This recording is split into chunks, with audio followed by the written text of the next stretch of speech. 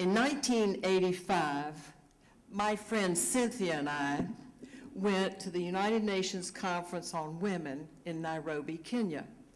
We were taking an exhibit of famous American women, pictures that we had borrowed from New York galleries, Louise Nevelson, Georgia O'Keeffe, yada, yada, all expensive.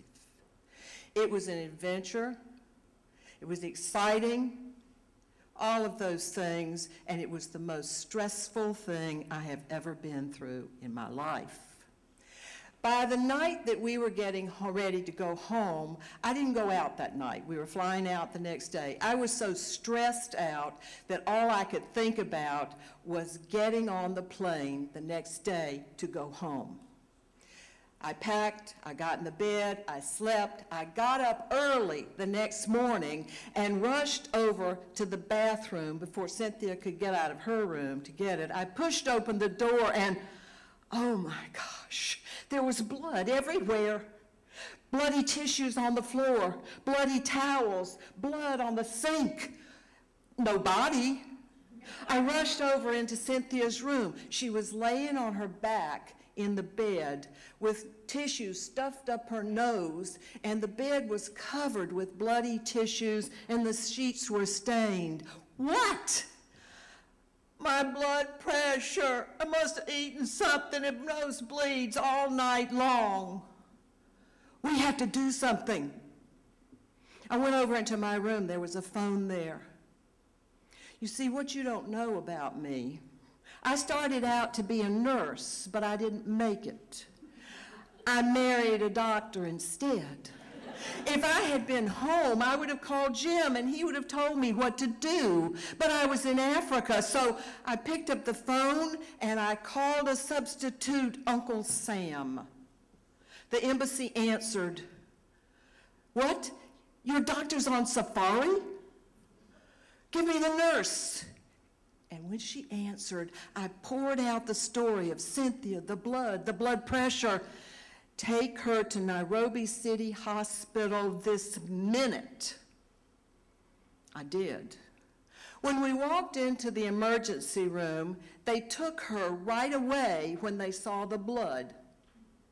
Very noticeable.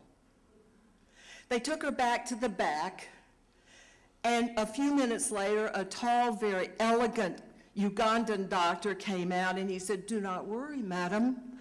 I have packed her nose with adrenaline-soaked bandages. It will stop the bleeding." Even in my agitated state, I remembered enough from Hopkins nurses training to know that I didn't like what he told me. I went to the payphone and I called the nurse. "Oh, dear God, I'm calling our doctor to go down and get her. The adrenaline will stop the blood, that's true, but it'll drive up the blood pressure. He's going to kill her." Oh, I didn't tell her. They ran in with a wheelchair, took her and upstairs to Dr. Wausau's office. I trotted along behind. And as soon as they got her in there, they yanked out those bandages and they started a Valium drip. I don't know what they were thinking. I stood there with my arm out, begging with my eyes. Couldn't they tell I needed some of that? But they didn't give me any. And a few, 15, 20 minutes later, Dr. Wausau came out. "I'm going to admit her to the hospital. We're leaving tonight." "Perhaps, madam, perhaps." She was in the bed, another drip going, and she turned over and looked at me and said, "What about the exhibit? Our plane tonight?" "I'll take care of everything." I left, and the first place I went was the embassy. I sat down with the nurse. I thanked her, and then I poured out my heart. What am I going to do? If they keep her, if they won't let her go, do I have to stay? I want to go home. I'll tell you what to do. If he says go, go.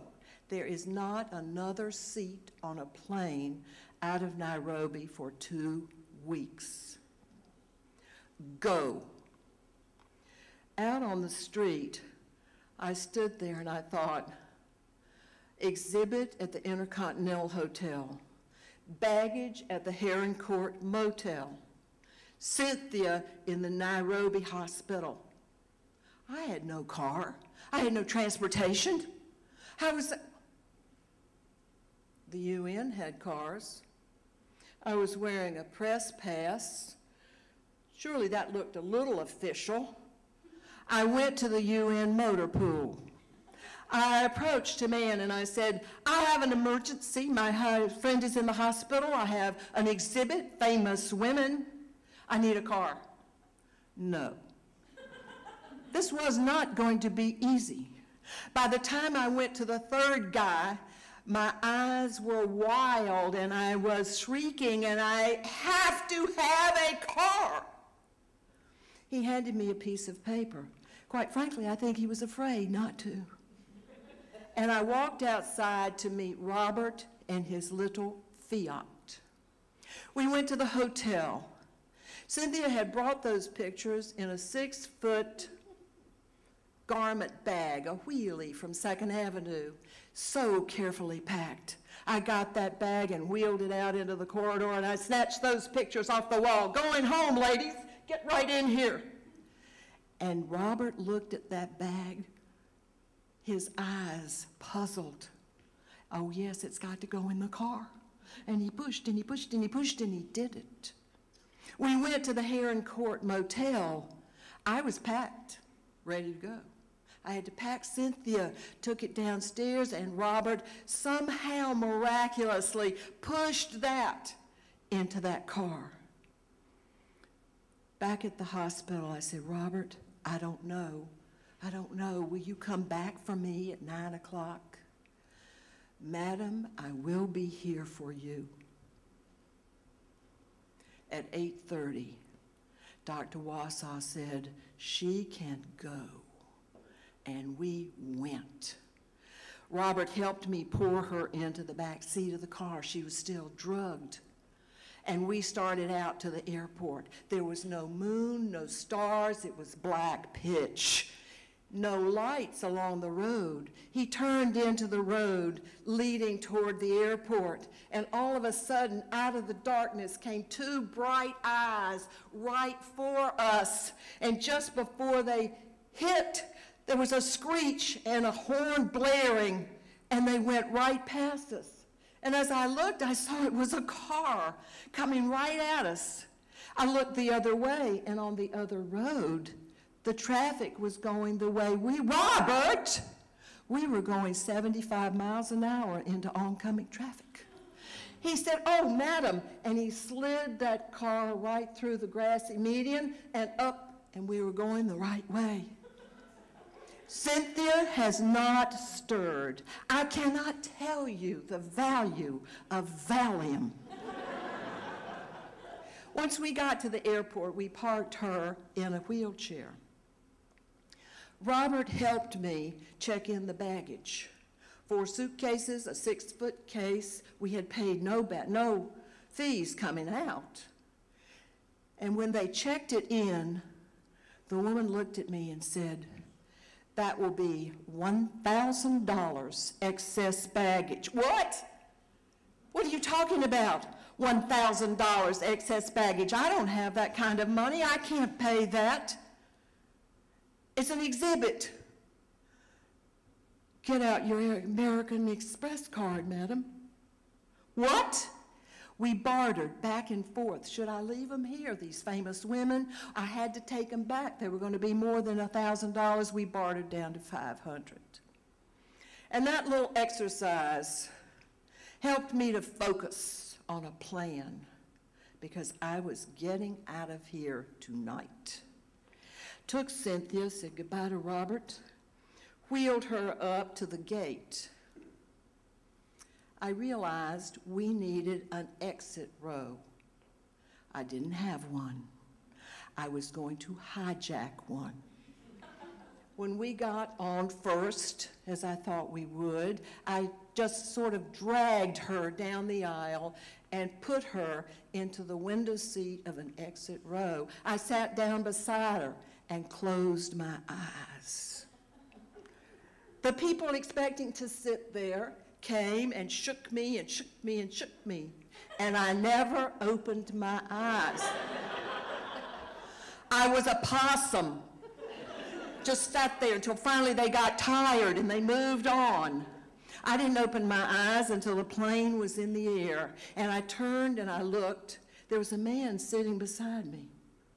I looked at him and I opened my mouth and I started talking. Talking and talking and talking for 11 hours till we got to London. In London, I turned Cynthia over to a Pan Am stewardess. She was going to New York. I wasn't. I made a 2-hour flight to Munich. And as I stood there with my baggage on a cart, looking at the people out there waiting to go through passport control, I saw Jim. Jim standing there with flowers, waving, "Ellouise, Ellouise." It was Jim, my husband, my doctor. I began to feel better. My heart began to slow, and I took better breaths. I was home.